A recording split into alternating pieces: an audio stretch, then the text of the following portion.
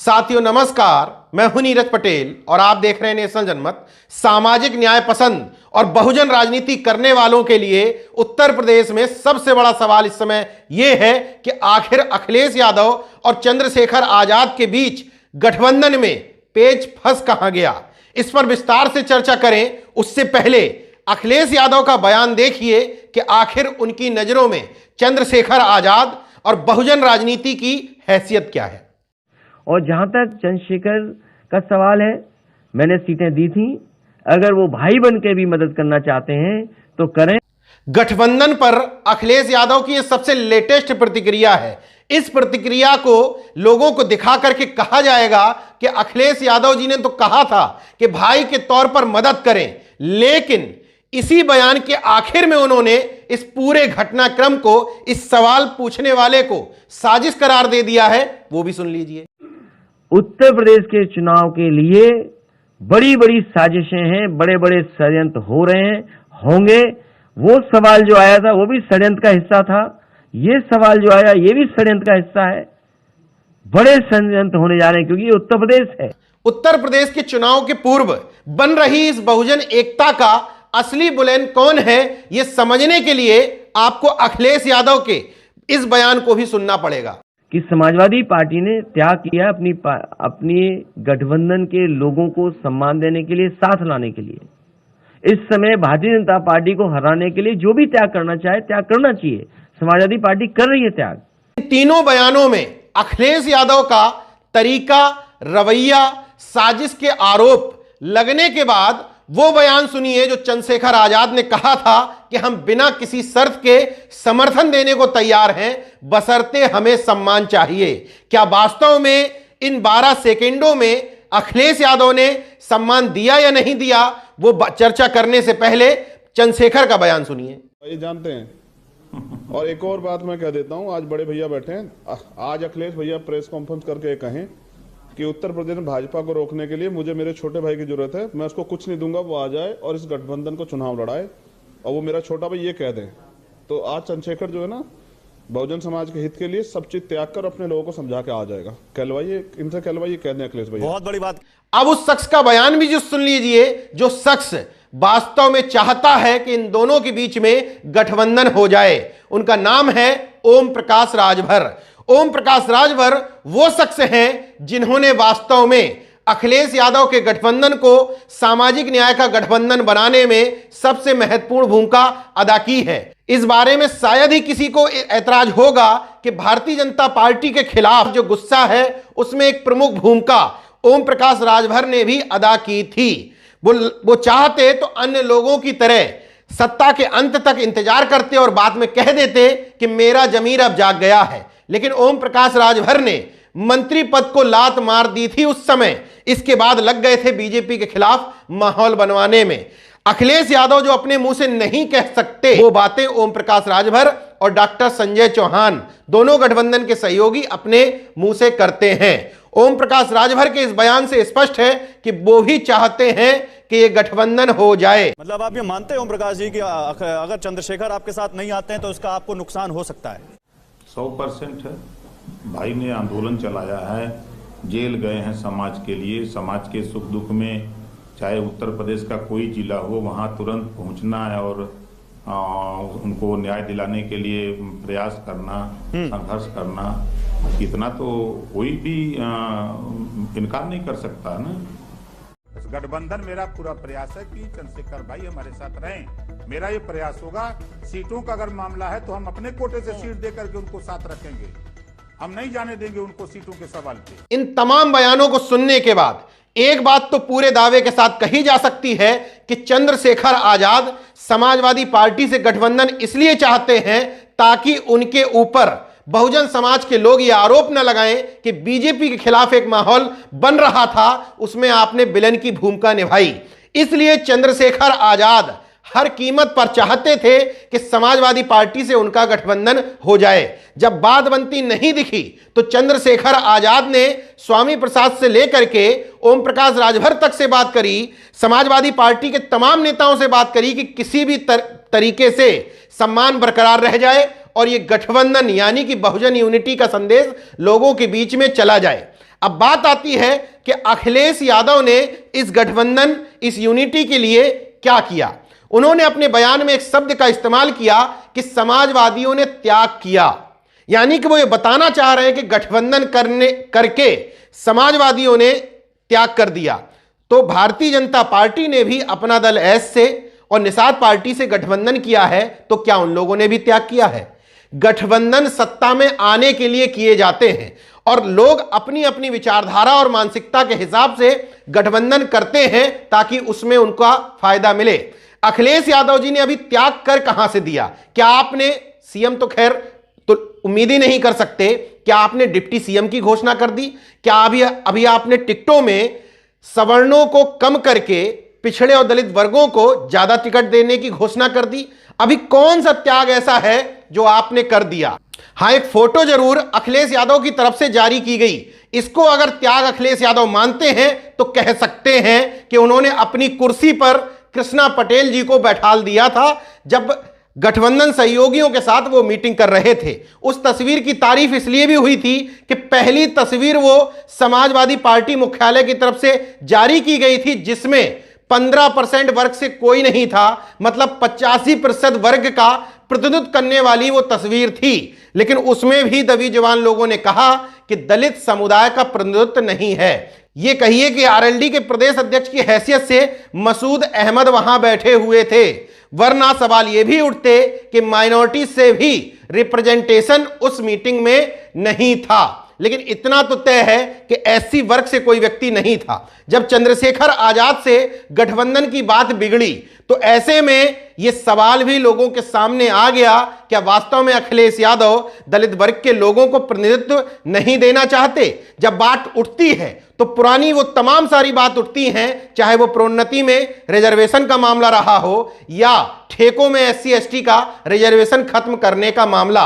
अखिलेश यादव की तरफ जो लोगों का रुझान बढ़ा उसकी वजह यह नहीं थी कि अखिलेश यादव ने कोई करिश्माई काम कर दिया था, सामाजिक न्याय के पक्ष में कोई बड़ी बात कह दी थी, बहुजन यूनिटी की तरफ कोई बड़ा कदम बढ़ा दिया था। उसकी सबसे बड़ी वजह यह थी कि लोग भारतीय जनता पार्टी के जातिवाद से प्रताड़ित थे, पीड़ित थे। तो जो समाज का तबका अपने आप को जागरूक कहता है वो अपने आप समाजवादी पार्टी के पक्ष में माहौल बनाने में लगा था। उस माहौल को बनाने में चंद्रशेखर आजाद जैसे लोगों ने, ओम प्रकाश राजभर जैसे लोगों ने, डॉक्टर संजय चौहान जैसे लोगों ने या अन्य लड़ने वाले लोगों ने महत्वपूर्ण भूमिका अदा की थी। चंद्रशेखर आजाद न सिर्फ 5 साल तक लड़ाई लड़ते रहे बल्कि 69,000 शिक्षक भर्ती के अभ्यर्थियों के साथ खुले आसमान के नीचे वहीं उन्होंने इको गार्डन में 3 रातें भी बिताई थीं, लाठियां भी खाई थीं, जेल भी गए थे, कई आरोप भी अपने ऊपर झेले थे। इसलिए चंद्रशेखर आजाद का दर्द छलका और वो आंसुओं के रूप में बाहर आ गया। तो फिर से जो बातें दबी हुई थी वो होना शुरू हो गई। बात आती है कि चंद्रशेखर पर इतनी बहस क्यों? क्या अन्य दलित नेता समाजवादी पार्टी के पास नहीं है?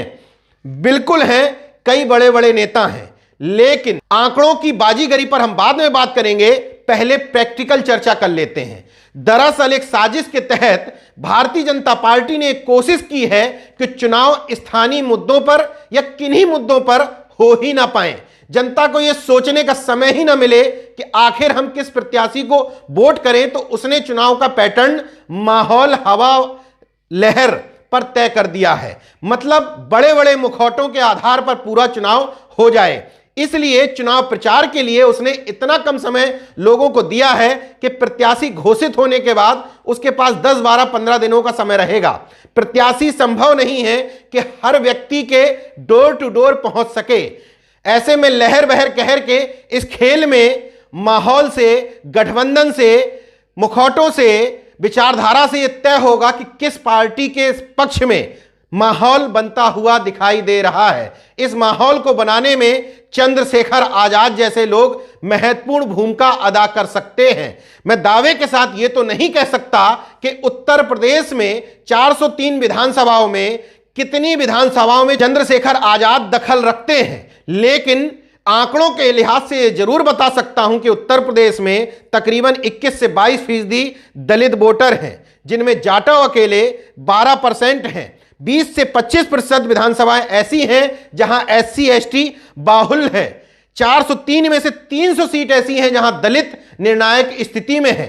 मैं बहुत अतिशयोक्तिपूर्ण बातें नहीं करता, इसलिए यह नहीं कह सकता कि इस पूरे वोट पर या आधे वोट पर या इतने % वोट पर चंद्रशेखर दखल रखते हैं, लेकिन यह जरूर कह सकता हूं कि आपने जितने भी सहयोगियों को अभी तक साथ में लिया है उनमें से कुछ किसी का किसी सीट पर प्रभाव है, किसी का किसी सीट पर प्रभाव है, कोई क्षेत्रीय नेता है, कोई किसी क्षेत्र का नेता है, लेकिन चंद्रशेखर आजाद ऐसे नेता हैं जिनको पूरा देश जानता है। मीडिया में जिनकी सर्व स्वीकार्यता है कि दलित चेहरे के रूप में उनको सबसे ज्यादा देखा और सुना जाता है। उनके फॉलोअर सोशल मीडिया से लेकर के वर्चुअल जगत से लेकर के वास्तविक दुनिया में, यानी कि जब वो रैलियां करने पहुंचते थे तब भी भारी भीड़ जुटती थी। तो चंद्रशेखर आजाद का इस्तेमाल माहौल बनाने के लिए जरूर किया जा सकता था, अपनी छवि और इमेज को दुरुस्त करने के लिए जरूर किया जा सकता था। क्या छवि और इमेज अभी भी दुरुस्त नहीं हुई है? मैं जिस छवि और इमेज की बात कर रहा हूं वो लल्लू राम भाई साहब आपको ज्यादा बेहतर ढंग से बताएंगे, जो इस निष्पक्ष तौर पर अपनी प्रतिक्रिया व्यक्त कर रहे हैं कि वो समाजवादी पार्टी को वोट क्यों नहीं देना चाहते। अच्छा, साइकिल को वोट क्यों नहीं किए? भाई देखो साइकिल किस नहीं देते कि ये तो ऐसा है, देखो बाबूजी आपको बुरा न लगे, मुख्यमंत्री ठीक है लेकिन उनके कार्यकर्ता नहीं है ठीक। अगर कार्यकर्ता सही होते तो वोट देंगे? हाँ, अगर ये लोग हम अभी ऐसे कैसे कहते हम देंगे? अभी कहा जब पिछले में नहीं भाई सही तो अभी कैसे होंगे? हमारे यहाँ 4 अहीर हैं सिवाय मुख्यमंत्री मनोहर को, उनको तो आगार डंडा उठो। अच्छा है, हम काहे गिलाने देवे? हम कह रहे जो कछु हमें करने हो अबे कर ले ठाड़े बाजार में, देखो बंदा छाती ठोकता है। और अपना नाम लल्लू राम भाई साहब बताने वाले इस शख्स की बाइट मेरे एक सहयोगी रामजीवन यागिक ने ली थी तकरीबन 1 महीने पूर्व। मैंने इस बाइट को सुरक्षित रख लिया था क्योंकि मुझे पता था कि कभी ना कभी ये मौका आएगा ये बताने के लिए कि अभी भी आपसे चूक हो रही है। दलित वर्ग के अंदर जो आपके प्रति या सुरक्षा की भावना है, इस भावना को पूरी तरीके से खत्म नहीं लेकिन कम करने में, आपके समर्थन में माहौल बनाने में चंद्रशेखर आजाद महत्वपूर्ण भूमिका अदा कर सकते थे। मगर अफसोस, दंभ, घमंड या जागरूकता के अभाव में यह गठबंधन पूरा नहीं हो सका। अभी भी मौका है। अखिलेश यादव जो कह रहे हैं 12 सेकंड में कि हम चाहते हैं, अगर आप वास्तविकता में चाहते हैं तो जिम्मेदारी दीजिए ओम प्रकाश राजभर जी को या किसी अन्य नेता को कि वो मीडिएटर की भूमिका अदा करें, चंद्रशेखर आजाद को बुलवा करके चर्चा करें। और आप कह रहे हैं कि भाई के रूप में आप सहयोग लेना चाहते हैं, चंद्रशेखर कह रहे हैं कि भाई के रूप में सहयोग देना चाहते हैं, तो प्रेस कॉन्फ्रेंस में बाकायदा घोषित करने के बाद कि वो छोटे भाई हैं, आप बड़े भाई हैं, उनका सहयोग लेने के लिए बताइए कि चंद्रशेखर आजाद आखिर बात किससे करें। प्रेस कॉन्फ्रेंस में एक तरफ साजिश बताना, एक तरफ पुराने कई सालों की बातें करना। अगर पुरानी बातें की जाएंगी तो पुरानी बातों में कई गड़े मुर्दे उखड़ेंगे जो समाजवादी पार्टी के लिहाज से ही बेहतर नहीं है। अफसोस की बात यह है कि समाजवादी पार्टी कहीं पिछड़े वर्ग की पार्टी जाती है, लेकिन अगर आपको वहां किसी गठबंधन के लिए बात करनी है तो आपको नाम बताया जाएगा एक ऐसे सवर्ण का जो प्रोग्रेसिव भी नहीं है। कम से कम तेजस्वी यादव के यहां मनोज झा नाम के एक प्रोग्रेसिव ब्राह्मण तो हैं जो खुल करके दलित पिछड़ी यूनिटी की बात करते हैं और वो बात करते हैं जो तेजस्वी यादव करवाना चाहते हैं। लेकिन अखिलेश यादव के यहां यह अफसोस है कि उनके नवरत्नों में कोई भी ऐसा प्रोग्रेसिव ठाकुर या ब्राह्मण नहीं है जो मुक्त कंठ से पिछड़े और दलित वर्गों की बात करता हो, जिसके आधार पर यह पार्टी टिकी है, जिसके आधार पर न सिर्फ अखिलेश यादव को सत्ता मिलती है बल्कि इन तमाम सारे ही सत्ता का उपभोग करते हैं। अखिलेश यादव जी को क्लियर मैं कर देता हूं कि पिछड़े वर्ग के लोगों को यह बात समझ में आ गई है कि भारतीय जनता पार्टी के राज में सबसे ज्यादा नुकसान पिछड़े वर्ग में अगर कोई उठाता है तो वो यादव समुदाय के लोग हैं। इसलिए समाजवादी पार्टी की सरकार आने पर निश्चित तौर पर पहला उनका अधिकार बनता है। लेकिन जहां सेकंड नंबर पर बात देने की बात आती है वहां आप पिछड़ों का हिस्सा ठाकुरों और ब्राह्मणों में बांट देते हैं। टिकट वितरण में भी आप यादवों की टिकट मत कम करिए, लेकिन ठाकुरों और ब्राह्मणों का हिस्सा कम करके आप बैकवर्ड में और एससी में बांट सकते हैं ताकि आपकी बहुजन छवि बरकरार रहे। मैं उदाहरण दे देता हूं, देना नहीं चाहता था। पिछली अखिलेश यादव की सरकार में पूरे 5 साल में कई मंत्री बने बिगड़े, तो मैं 5 सालों का पूरा बता देता हूं। पूरे 5 साल में 6 ब्राह्मण कैबिनेट मंत्री बनाए गए, 3 राज्य मंत्री, मतलब 9 ब्राह्मणों को मंत्री पद नसीब हुआ। 7 ठाकुर कैबिनेट मंत्री बनाए गए, 4 राज्य मंत्री बनाए गए, 2 स्वतंत्र प्रभार बनाए गए, मतलब तो टोटल 13। दोनों को मिला दिया जाए ठाकुर ब्राह्मणों को तो 21 ठाकुर ब्राह्मण मंत्री बनाए गए इन 5 सालों में। ओबीसी की बात करें तो जिस ओबीसी को बीजेपी का गुलाम बताते हुए, धार्मिक मतांध बताते हुए कहते हैं कि आप तो आरएसएस के एजेंट हैं, उस ओबीसी को हिस्सेदारी दी गई थी। यादव अभी छोड़ देता हूं। 4 कैबिनेट मंत्री बनाए गए 5 साल में, 6 राज्य मंत्री बनाए गए, 2 स्वतंत्र प्रभार, मतलब टोटल 12, जिसमें महज 4 कैबिनेट मंत्री। यादवों की बात करें तो 10 यादव मंत्री बनाए गए, जिसमें 6 कैबिनेट मंत्री, 4 राज्य मंत्री इन 5 सालों में। यादव की हिस्सेदारी के हिसाब से देखें तो निश्चित तौर पर ठीक है, वो पार्टी के लिए संघर्ष करते हैं, पार्टी के मूल वोटर हैं, लड़ते भिड़ते हैं, अन्य सरकारों में नुकसान उठाते हैं, तो ठीक है, इस संख्या को थोड़ा बहुत घटाया बढ़ाया जा सकता है। असली हिस्सेदारी चाहिए उन 21 की संख्या में। अगर आप ठाकुर ब्राह्मण कम कर देंगे तो वो बैकवर्ड जो आपका भाई है, वो दलित समुदाय का व्यक्ति जो आपका भाई है, वो निश्चित तौर पर आपको न सिर्फ वोट बैंक के रूप में मिलेगा, बल्कि आपकी सरकार को अपनी असली सरकार मानेगा। इसलिए मैं कह रहा हूं कि आपके इर्द गिर्द जो सवर्णों का जाल है, वो आपको प्रोग्रेसिव ओबीसी तो बनाए रखेगा, लेकिन वास्तविक बहुजन समाज का नेता आपको नहीं बनने देगा। आपको वास्तविक लीडरों से, वास्तविक नेताओं से जुड़ने ही नहीं देगा। चंद्रशेखर आजाद के मामले में यह भूमिका कहां से गड़बड़ हुई है, मैं काफी हद तक इस बात को समझ रहा हूं। किसी का नाम लेना यहां ठीक नहीं है, लेकिन अखिलेश यादव को समझना चाहिए कि नुकसान अगर इस पूरे मामले में सबसे ज्यादा होगा तो वो होगा अखिलेश यादव को तो होगा ही, बल्कि संपूर्ण बहुजन समाज को होगा, जो भारतीय जनता पार्टी को रोकना चाहते हैं। आप बड़प्पन दिखाने की बात चंद्रशेखर से कर रहे हैं, लेकिन आप हर मामले में चंद्रशेखर से बड़े हैं। उम्र के मामले में, पार्टी के मामले में, तजुर्बे के मामले में आप बड़प्पन नहीं दिखा रहे हैं।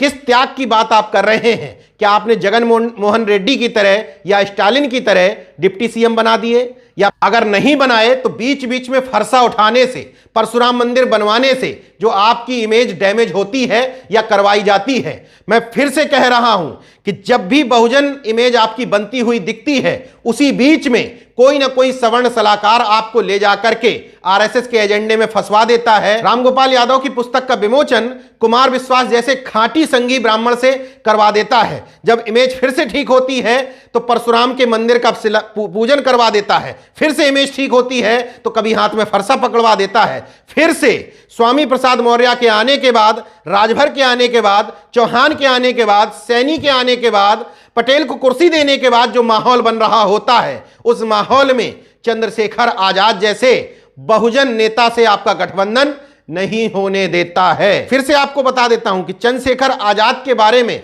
अच्छा सोचने वाले हर जाति वर्ग में, यानी कि कंप्लीट बहुजन समाज में पाए जाते हैं। युवा उनके भाषण सुनना चाहता है, उनके आक्रामक तेवरों को, उनके भाषणों को जिस तरीके से पसंद किया जाता है, निश्चित तौर पर समाजवादी पार्टी उनका लाभ ले सकती थी। मतलब चंद्रशेखर आजाद का इस्तेमाल न सिर्फ एक सीट बल्कि 403 की 403 विधानसभा में जहां जरूरत हो वहां इस्तेमाल किया जा सकता था। जब गठबंधन होने की चर्चा शुरू हुई तो समाजवादी पार्टी से टिकट मांग रहे तमाम लोगों ने मुझे फोन करके कहा कि जरूरत पड़ेगी तो चंद्रशेखर आजाद को अपने यहां चुनाव प्रचार में बुलवाएंगे।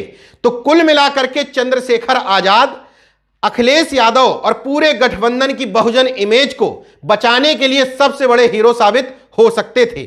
इस घमंड को, दंभ को त्याग दीजिए जो ये संदेश देने की कोशिश करता है कि बीजेपी से परेशान हो तो जाओगे कहां, झक मार के हमारे यहां आओगे। इसी चक्कर में 3 से ज्यादा चुनाव हारे जा चुके हैं। अब यह आपकी व्यक्तिगत हार नहीं बल्कि तमाम सामाजिक न्याय पसंद लोगों की हार होगी। इसलिए बड़ा दिल दिखाइए, किसी को मीडिएटर का भूमिका दीजिए, इस गठबंधन को करवाइए, बहुजन एकता को बनाइए और चुनाव में माहौल और लहर को अपने पक्ष में कर लीजिए। देखते रहिए नेशन जनमत, जागरूक और सजग बने रहिए। जय विज्ञान, जय संविधान, जय लोकतंत्र। धन्यवाद।